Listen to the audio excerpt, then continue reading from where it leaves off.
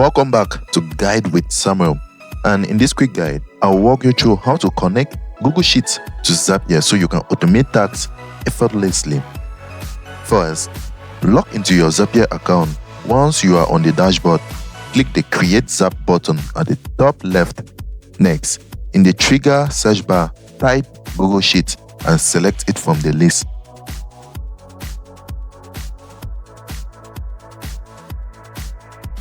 If it is your first time, Zapier will ask you to connect your Google account. Click Sign into Google Sheets. Choose your Google account and grant Zapier permission to access it. Once connected, you can choose a specific spreadsheet and worksheet you want Zapier to use for your automation. After setting this up, click Continue to proceed with your Zap creation. Google Sheet is now linked to Zapier and ready for automation. If you found this helpful, don't forget to like and subscribe to Guide with Samuel for more helpful tutorials. Thanks for watching.